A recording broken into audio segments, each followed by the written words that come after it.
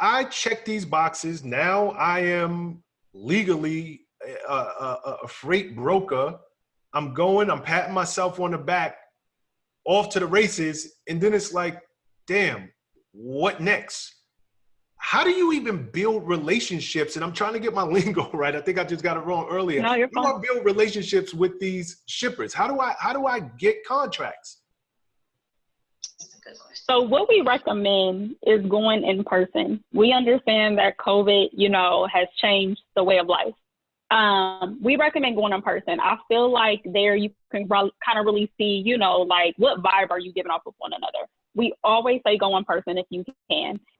Cold calling works, sending emails. I mean, there's so many, and Tristen would tell you, like, I'll see somebody with a company jacket on from a shipper, and I'll walk up to them, hey, you work there? You never know. They could be the shipping manager. I was at a Christmas party one time, and I met the compliance manager for Kroger's. That's how they became one of my customers. But building relationships, like I said, is going to the shipper, introducing yourself, and then just basically letting them know that you're different from any other freight broker, whatever that is. If you have a team, if you have a staff, if you worked with other shippers before, you can use them as a reference. For us, we can always say that we're carriers first, because we had our trucking company first. So every transaction, every load that I move, I put myself in that carrier shoes. So yeah, that's probably your best way, is to be honest, be transparent, and going in person. Okay, before I move to you, Tristen, Sam, you just said it's always better to go in person. Okay, I'm going in person. Who am I talking to? Am I talking to the front desk person? Am I talking, who am I even asking for? Who's the decision makers? That's a good question. So we tell people it's usually like your shipping manager, logistics manager. We have LinkedIn, we have Google.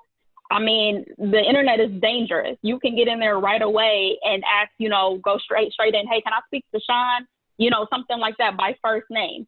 Sometimes it is a little harder to go in person, but usually if you have a name, like me and Tristen always tells our class, if you get past the gatekeeper, usually, or if you work your way to the top, hey, I was supposed to call Sean later today. Can I be transferred through? Knowing daggone well, Sean doesn't even know me, but I was able to pull that name, and usually that gets you in the door. So like I said, shipping manager, logistics manager, just anyone really in shipping that is over the type of processing of moving that commodity. Got you. Tristen, this is just, you guys said it was so easy to get in. I got to believe that everybody feels that I can go in a few weeks from now, I'm an actual licensed freight broker. Is there room in the industry? Is there space? Is the industry large enough for all of the different people who, because it's no real requirements to get in, I gotta believe that it's an oversaturated industry. No? There is no room unless you're a fair broker. So any and everybody should not just go out and be a broker. See, the reason why I want people to be brokers is if they have some sort of compassion for a trucker. You got to understand what they go through. You have to understand they're away from their family. They're out on the road. They're on long hours. They don't get to see their family for weeks at a time. So my thing is, there's room, but there's not room just for anybody. A lot of people want to be brokers because they hear that you can work from home. You can set your own hours. You can literally get one customer and make six figures. All of that is absolutely true. But the difference in Sam and I, again, we're carriers first. We know I don't have a CDL, but I have driven a truck. I've been over the road with my drivers. We spend lots of money on insurance and maintenance. So yes, there's lots and lots of rooms. Why? Because shippers are, businesses start every day, right? So there's lots and lots of companies that have freight to be moved.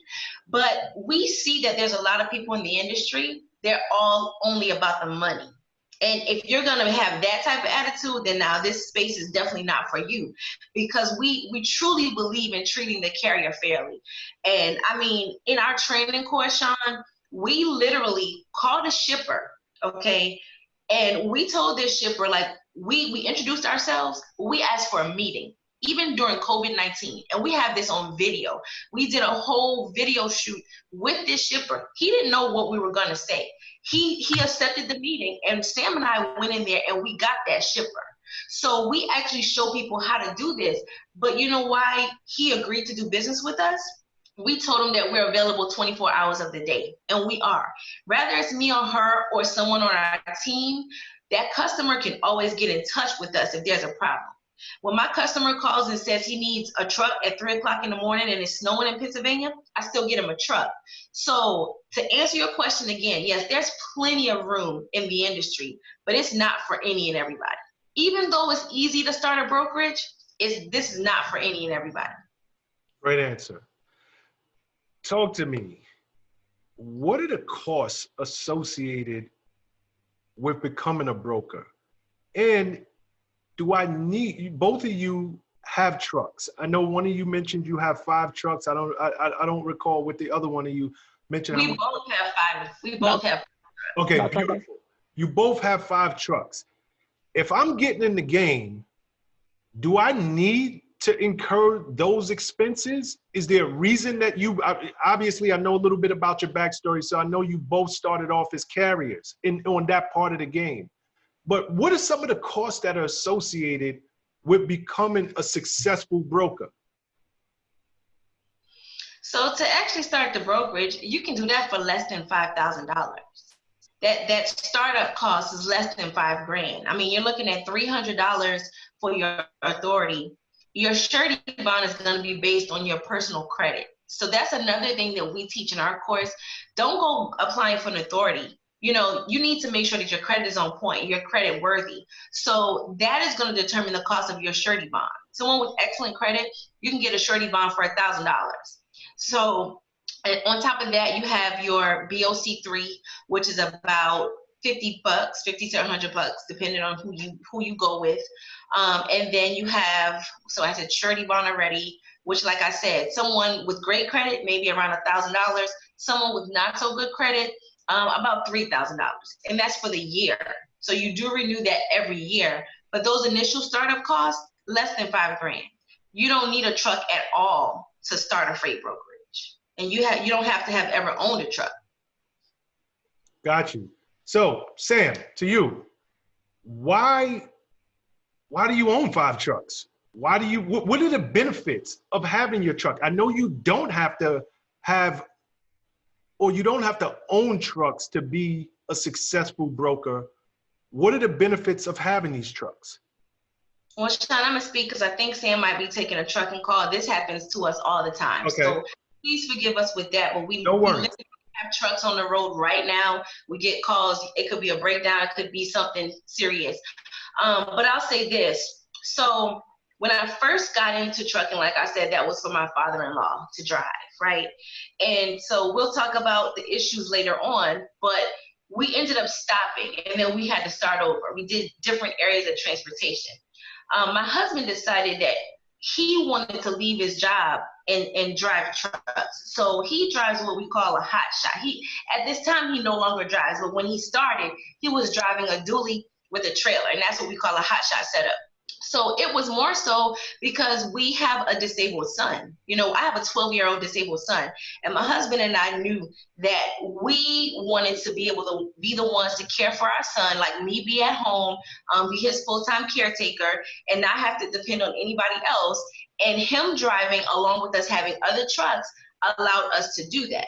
I also say that I'm able to be a successful broker because me having those trucks, I understand what they go through. I understand what the carriers go through. I know the expenses. So when I'm out there fighting against a shipper, going back and forth with them for days on the cost of a particular lane, it's because I know what it really takes to move that truck. Like, I am the broker that will ask a shipper, when was the last time you drove a truck? I mean, I'm just real straightforward with them. And I've been able to build and keep relationships because some of them have told me, like, I really haven't met anybody as outspoken as you. And I tell them, like, I know exactly what it takes. So you got to pay more money if you want to get this done. So, you know, when you ask again about the benefits of owning a truck, I mean, freight is always going to move. So why not? You know, we know the industry, that's multiple streams in this one particular industry for us. And for anybody else that's brokering or dispatching and they own trucks as well. I mean, freight is always going to move. Even if the economy is bad, if there's a natural disaster, what's the first thing FEMA's looking for is trucks to get those generators to these people that, you know, experience a hurricane or water and things like that. So for us, I just think it's because it's our passion. We've been doing it, and we actually care about carriers, you know? So. You speak again and again about the carriers. Can you give me an idea of what are some of the expenses that go into moving, you know, owning these trucks, moving this freight? Because ultimately I want to lead to, how do you base your price? How do you, you know, for anybody who's watching this, they might be clueless as to, well, you know, I just want to get business. I'm going to go in as low as I can possibly go just to score the business. But listening to you, you're like, no, that is it, and I don't want to put words in your mouth. It sounds that's the wrong way to go in. That's absolutely the wrong way. Carriers actually drive the market in the industry. You know, when they take those very, very cheap loads, they're driving down the market for that particular lane, and it's bad for everybody. So that's absolutely not the way that you want to do it. I do speak so highly of carriers because I have a family full of truck drivers. It's important to me that they're being treated fairly. I mean, I love my father-in-law. So when I saw him constantly being gone, we barely got to see him being over the road, and he was barely making any money. That's, again, what got me into the industry. So I'm very passionate in that aspect.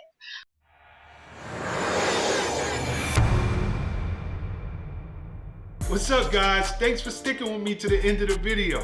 Truly appreciate you. If you like anything you heard here today, go ahead and hit that subscribe button. And if you know anybody that can benefit from this message, feel free to share. Peace and love.